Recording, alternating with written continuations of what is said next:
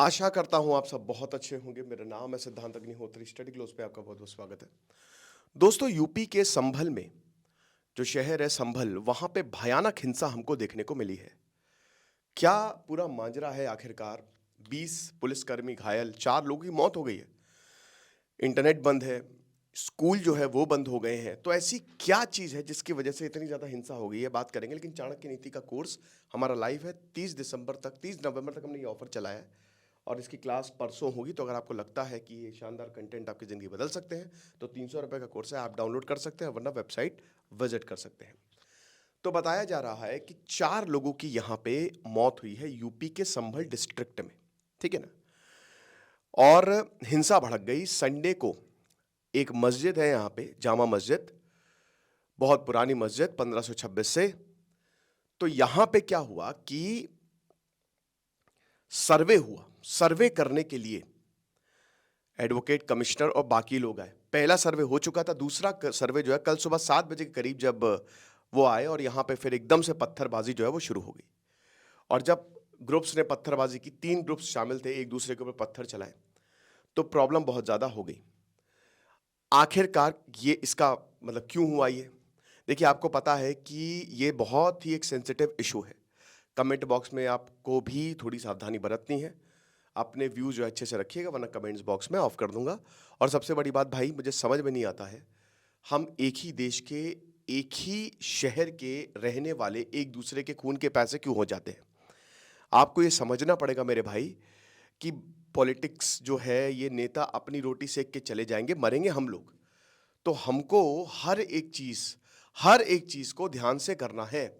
नफरत की कोई जगह नहीं है, चाहे हिंदू हो, चाहे मुस्लिम हो, चाहे कोई भी हो, है ना। हर एक चीज का एक तरीका होता है। तो ये समझिए, अगर हम एक साथ नहीं बटेंगे तो कटेंगे नहीं। हमको एक साथ रहना है, सबको एक साथ रहना है। अगर एक साथ नहीं रहेंगे तो एक साथ मर जाएंगे, यही है। तो इसीलिए ध्यान देना है। शाही मतलब एक तरीके से आपको वॉयलेंस में या कोई भी नफरती बातें करनी ही नहीं चाहिए। तो शाही जामा मस्जिद जो प्रोटेस्टर्स है, वहां पे काफी लोग गैदर हुए और उसके बाद फिर सर्वे टीम के ऊपर पथराव किया गया। फिर पुलिस ने भी बल का प्रयोग किया। जब पुलिस ने देखा कि भाई सिचुएशन आउट ऑफ कंट्रोल होती जा रही है, तो यहाँ पे पुलिस ने फिर बल का प्रयोग, टीयर गैस छोड़े, और उसके बाद फिर भीड़ को तितर बितर किया गया। लेकिन यहाँ पे गोलियां तक चल गई हैं। और आप समझिए कि 4 लोगों की मौत हो गई है। सब कुछ बंद है यहाँ पे, एकदम कर्फ्यू जैसा माहौल है, लगा ही दिया गया कर्फ्यू, ठीक है ना। दंगे हो गए हैं। तो अब बोला गया है कि देखिए, एग्जैक्ट कॉज ऑफ डेथ तो तभी पता चलेगा जब पोस्टमार्टम होगा, ऑटोप्सी होगी। एक अभी राजस्थान से न्यूज़ आई थी कि एक आदमी की मौत हुई। देखिए लापरवाही, देखिए, उसका पोस्टमार्टम किया, उसको वो जो होता है ना, मॉर्चुरी में रखा लाश को, वो जिंदा था, उसको जला दिया और वो उड़ गया। हालांकि भाई जब चिता पे लग दोगे तो मर ही जाएगा वो, लेकिन वो उड़ गया, उसके अंदर जान थी। एनीवे, तो यहाँ पे 2 औरतों को अरेस्ट किया गया है। उनके ऊपर यह आरोप है कि वो छत से पत्थर बरसा रहे थे, पत्थर फेंक रहे थे। और अभी वही है कि अभी कुछ जगह 3 दिखा रहे हैं, कुछ जगह 4 दिखा रहे हैं। लेकिन फिलहाल तो इस तरीके की सिचुएशन जो है वो संभल में बनी हुई है। तो अब यहाँ पे कहा जा रहा है कि जब सर्वे कंप्लीट हुआ तो स्टोन पेल्टिंग जो है, 3 ग्रुप्स, तीनों डायरेक्शन से 3 ग्रुप्स थे, ठीक है ना, वहां से एकदम से एक दूसरे के ऊपर और सर्वे टीम के ऊपर स्टोन मतलब पत्थर जो है वो पत्थरबाजी जो है होने लगी। फिर पुलिस ने टीयर गैस और प्लास्टिक बुलेट्स का इस्तेमाल किया। पुलिस को भी बताया जा रहा है कि जो फायरिंग हुई तो पुलिस के ऊपर भी हुई, मतलब यहाँ पे पैर पे गोली लगी। और उसके बाद 20 पुलिस जवान जो है इंजर्ड हुए हैं, एक जो कांस्टेबल उनके सर पे चोट लगी है। तो सबसे बड़ी बात, शाही जामा मस्जिद के इर्द गिर्द क्या प्रॉब्लम, मतलब ऐसा क्या है जिसकी वजह से इतना विवाद हो रहा है? तो शाही जामा मस्जिद, यहाँ पे सर्वे जो है वो लोकल कोर्ट ने ही ऑर्डर किया था 19 नवंबर को। एक पिटीशन डाली गई थी।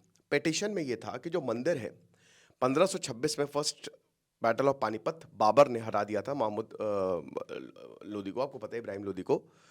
तो यहाँ पे बाबर ने जब हराया तो बाबर आ गया, मुगल आ गए।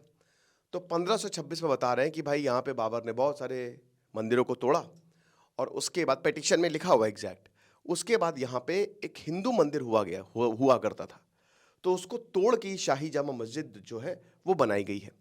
तो उसके बाद तुरंत पिटीशन डाली गई, और आप समझिए कि घंटों के अंदर, विद इन आवर्स, जज ने एक एडवोकेट, कमिश्नर और एक इनिशियल सर्वे बोला कि तुरंत मस्जिद का सर्वे करिए और देखिए क्या ये हिंदू मंदिर था। और कोर्ट ने बोला कि सर्वे की रिपोर्ट, समझिए, 29 नवंबर के 10 दिन के अंदर अंदर सर्वे की रिपोर्ट आ जानी चाहिए। आपको पता है कि ज्ञानवापी मस्जिद का अभी भी सर्वे वो पूरा चल ही रहा है, वो भी इशू सॉल्व नहीं हुआ है, ठीक है ना। और इधर शाही ईदगाह मस्जिद का भी इशू है मथुरा में, और अयोध्या पे तो खैर मंदिर बन ही गया है, ठीक है, ये सब चल ही रहा है। तो अब जो जामा मस्जिद है चंदौसी में, ये प्रोटेक्टेड मॉन्यूमेंट है, ये आपको समझना है, आर्कियोलॉजिकल सर्वे ऑफ इंडिया के अंडर है ये, it is a protected monument. यहां पे बताया जा रहा है किसने केस फाइल किया, ये जरूरी है भाई। इसमें हरिशंकर जैन, आपको पता है कि यही वो लॉयर है जिन्होंने ज्ञान व्यापी मॉस्क, वो जो विवाद है वहां पे भी यही लॉयर है। तो इन्होंने पिटीशन डाली है और उसमें फिर पार्थ यादव, महंत ऋषि राजगिरी जो महंत है कालकी देवी टेम्पल के, तो उन सब ने, और बाकी जो 5 पिटिशनर्स आपके सामने हैं नोएडा के, तो इन सब ने मिलकर एक पिटीशन डाली। और पिटीशन में यही बताया गया है कि यहाँ पे श्री हरिहर टेम्पल हुआ करता था। लॉर्ड कालकी, भगवान कालकी, आपको पता है ना कि विष्णु के 10 अवतार, 10वें अवतार जिनका अभी जन्म होना है, बता रहे हैं कि वो संभल में ही, यहाँ पे ही वो जन्म लेंगे। आप समझ रहे हो। तो एक तरीके से ये हिस्टोरिकल सिटी है जिसका आपको उल्लेख हिंदू शास्त्रों में भी मिलता है। और वही है कि भगवान कालकी आएंगे और कलयुग का अंत करेंगे, राइट। तो इसीलिए ये मंदिर बड़ा ही हमारे लिए जरूरी है, बहुत ही पावन है। लेकिन यहाँ पे बाबर ने इसको तोड़ा, और लॉर्ड विश्वकर्मा ने, भगवान विश्वकर्मा ने ही इस मंदिर को, इस पूरे शहर को बनाया था। तो जब बाबर आया तो उसने बहुत सारे मंदिरों को तोड़ा, और यहाँ पे श्री हरिहर टेम्पल जो संभल में है उसको भी डिस्ट्रॉय किया, और उसके बाद इस टेम्पल को ऑक्यूपाई किया। तो इसीलिए हम यही चाहते हैं कि यहाँ जो मंदिर है उसकी स्थापना हो। अब आपको पता है कि ये वर्शिप एक्ट है, ठीक है ना। वर्शिप, देखिए क्या है कि 1947, इसको मैंने कई बार कवर भी किया है, कि जो 1947 में 1947 जब भारत आजाद हुआ तो जो स्टेटस था वही रहेगा। सरकार ने ये बोला कि भाई देखिए, अब जो है, जो हो गया सो हो गया। जहां पे मस्जिद है 1947 के बाद से वो मस्जिद रहेगी, जहां मंदिर है वो मंदिर रहेगा, वरना तो ऐसे क्योस फैल जाएगा ना। आप कितना पीछे जाओगे। कल को पता चला आपने जहां पे घर बनाया है वहां पे भी कोई रिलीजियस प्लेस हो तो आपका घर भी चला जाएगा। तो ऐसा तो है नहीं। तो अब भाई कम्युनल हार्मनी होनी चाहिए। जो है सो है, अब छोड़िए, इतिहास गया वो गया, लेकिन अभी जहां पे जो चीजें हैं वही रहेंगी। 1947 का प्लेसेस ऑफ वर्शिप एक्ट यही कहता है। और उसके बाद आपको पता है कि इसमें अमेंडमेंट्स भी हुए, और फिर ये कट ऑफ डेट जो है वो जब 1991 जब बाबरी मस्जिद के बाद, बाबरी मस्जिद वाला जो पूरा प्रकरण हुआ, उसके बाद पीवी नरसिम्हा राव, फिर यही इसमें भी उन्होंने बदलाव किए। तो वही है कि भाई जो स्टेटस है वही रहेगा, स्टेटस हम बदल नहीं सकते, राइट। लेकिन अब यहाँ पे पिटिशंस डाली गई है और बोला है कि नहीं, जो भाई हमारा स्थान था वो तो स्थान रहेगा, आप कुछ भी, कोई भी एक्ट ले आए। अब देखेंगे, फिलहाल तो समझिए कि स्थिति काफ़ी ज़्यादा गंभीर है, क्योंकि वायलेंस, हिंसा हुई है, और मुझे लगता है कि हिंसा की कोई जगह नहीं है, बिल्कुल जगह नहीं है, हिंसा नहीं होनी चाहिए, इससे नुकसान बहुत ज़्यादा होता है। तो वही है कि जो भी विवाद है, लीगल मैटर, कोर्ट है, कोर्ट है, और वैसे भी है, मतलब कोई भी अगर उसमें डिस्क्रिमिनेंसी होगी तो कोर्ट अपने आप स्टे लगा देगा। बट हिंसा करेंगे, अब देखिए एनएसए लगा है, सब पे एनएसए लगाएगी सरकार। जिन्होंने हिंसा की है वो तो नप गए कायदे से, उनकी पूरी जिंदगी बर्बाद, ठीक है ना। तो इसीलिए समझिए कि हिंसा की कोई भी जगह नहीं है।